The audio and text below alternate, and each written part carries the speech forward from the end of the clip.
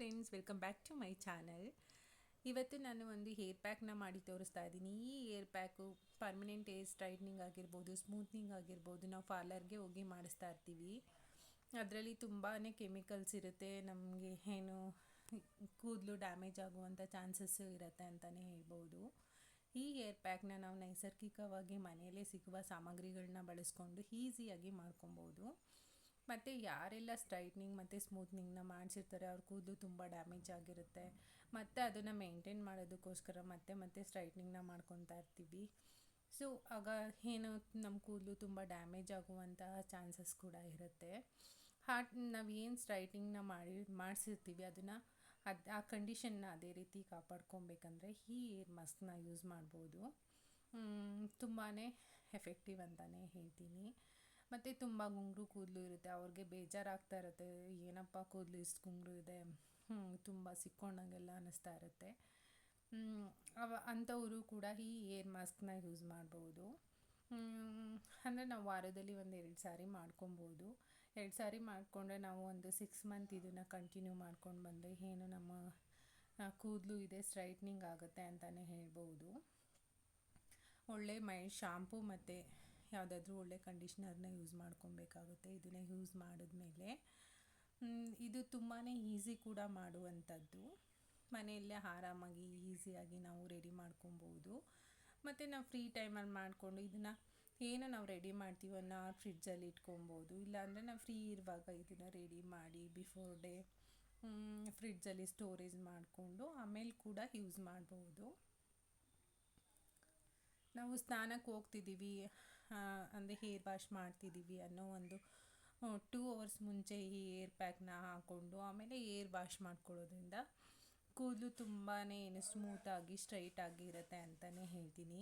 ಇದಕ್ಕೆ ಬೇಕಾಗಿರುವಂತಹ ಯಾವ ಸಾಮಗ್ರಿಗಳು ಬೇಕಂತ ತೋರಿಸ್ತೀನಿ. ತೆಂಗಿನಕಾಯಿ ಬೇಕು.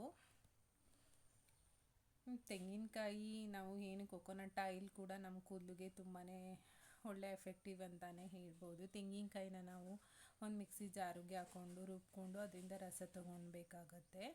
ನಾನಿವಾಗ ಅದ್ರ ತೆಂಗಿನಕಾಯಿ ರಸ ತೊಗೊಂಡಿದ್ದೀನಿ. ಅದಕ್ಕೆ 1 ನಿಂಬೆಹಣ್ಣು ಬೇಕಾಗತ್ತೆ. ಮತ್ತು ಇದಕ್ಕೆ ಸ್ವಲ್ಪ ಕಾರ್ನ್ಫ್ಲೋರ್ ಬೇಕಾಗುತ್ತೆ. ನಿಮ್ಮದು ಹೇರ್ ಲೆಂತ್ ಎಷ್ಟಿದೆ ನೋಡ್ಕೊಳ್ಳಿ. ಆ ಲೆಂತಿಗೆ ಎಷ್ಟು ಬೇಕಾಗುತ್ತೆ ನೋಡಿಕೊಂಡು ನೀವು ಈ ಹೇರ್ ಮಾಸ್ಕ್ನ ರೆಡಿ ಮಾಡ್ಕೊಬೋದು. ಇದರಲ್ಲಿ ನಾವು ಬಿಸಿ ಮಾಡೋದಕ್ಕೂ ಮುಂಚೆ ನಾವು ಇದರಲ್ಲಿ ನಿಂಬೆಹಣ್ಣು ರಸ ಮತ್ತು ಕಾರ್ನ್ಫ್ಲೋರ್ನ ಹಾಕ್ಕೊಂಡು ಮಿಕ್ಸ್ ಮಾಡ್ಕೊಬೇಕಾಗತ್ತೆ. ಗಂಟಿಲ್ಲದೆ ಇರೋ ಥರ ಚೆನ್ನಾಗಿ ಮಿಕ್ಸ್ ಮಾಡ್ಕೊಬೇಕು.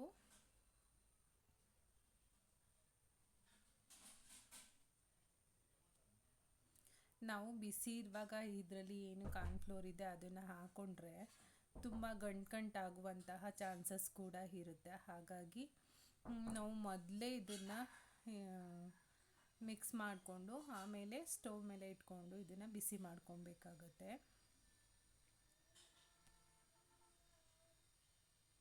ನಾನು ಲೆಮನ್ನು ಮತ್ತು ಕಾರ್ನ್ಫ್ಲೋರ್ ಎರಡನ್ನೂ ಸೇರಿಸಿ ಚೆನ್ನಾಗಿ ಮಿಕ್ಸ್ ಮಾಡ್ಕೊಂಡಿದ್ದೀನಿ. ಇವಾಗ ಇದನ್ನು ಸ್ಟವ್ ಮೇಲೆ ಇಟ್ಕೊಂಡು ಬಿಸಿ ಮಾಡ್ಕೊಂಡಿದ್ದೀನಿ. ಇದನ್ನು ಸ್ವಲ್ಪ ಗಟ್ಟಿ ಬರೋವರೆಗೂ ಹಾಗೆ ಕೈ ಆಡಿಸ್ತಾ ಇರಬೇಕು. ಯಾಕಂದರೆ ಇದು ತಳ ಹಿಡಿಯುವಂಥ ಚಾನ್ಸಸ್ ಕೂಡ ಇರುತ್ತೆ. ಸೊ ಹಾಗಾಗಿ ಮಿಕ್ಸ್ ಮಾಡ್ಕೊಬೇಕಾಗತ್ತೆ.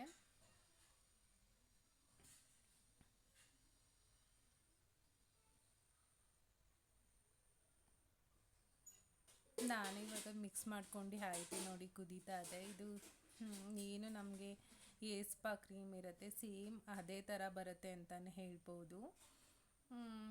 ತುಂಬಾ ಕೂದಲು ಸಾಫ್ಟ್ ಆಗುತ್ತೆ, ಸ್ಟ್ರೈಟ್ ಆಗುತ್ತೆ ಇದನ್ನು ಯೂಸ್ ಮಾಡಿದ್ರೆ. ಮತ್ತು ತೆಂಗಿನಕಾಯಿ ಹಾಲಿರೋದ್ರಿಂದ ಇದರಲ್ಲಿ ಕೂದಲು ಕೂಡ ಅಷ್ಟೇ ತುಂಬ ಸಾಫ್ಟಾಗಿ ಗ್ರೋತ್ ಆಗೋದಕ್ಕೂ ಕೂಡ ಹೆಲ್ಪ್ ಆಗುತ್ತೆ. ಮತ್ತು ಇದರಲ್ಲಿ ಲೆಮನ್ ಇರೋದ್ರಿಂದ ಕೂದಲಲ್ಲಿ ಏನು ಡ್ಯಾಂಡ್ರಫ್ ಇರುತ್ತೆ ಅದು ಕೂಡ ಕಡಿಮೆ ಆಗುತ್ತೆ ಅಂತಲೇ ಹೇಳ್ಬೋದು. ಈ ಹೇರ್ ಮಾಸ್ಕ್ನ ನೀವು ವಾರದಲ್ಲಿ 2 ಸಾರಿ ಅಥವಾ 1 ಸಾರಿ ಮಾಡಿಕೊಂಡು ಯೂಸ್ ಮಾಡಿ ತುಂಬ ಎಫೆಕ್ಟಿವ್ ರಿಸಲ್ಟ್ ಬರುತ್ತೆ ಅಂತಲೇ ಹೇಳ್ತೀನಿ. ಈ ಮಾಹಿತಿ ನಿಮಗೆ ಇಷ್ಟ ಆಗಿದ್ರೆ ದಯವಿಟ್ಟು ಒಂದು ಲೈಕು, ಶೇರು, ಸಬ್ಸ್ಕ್ರೈಬ್ ಮಾಡ್ಕೊಳ್ಳಿ ಅಂತ ಕೇಳ್ಕೊತೀನಿ. ವಂದನೆಗಳು.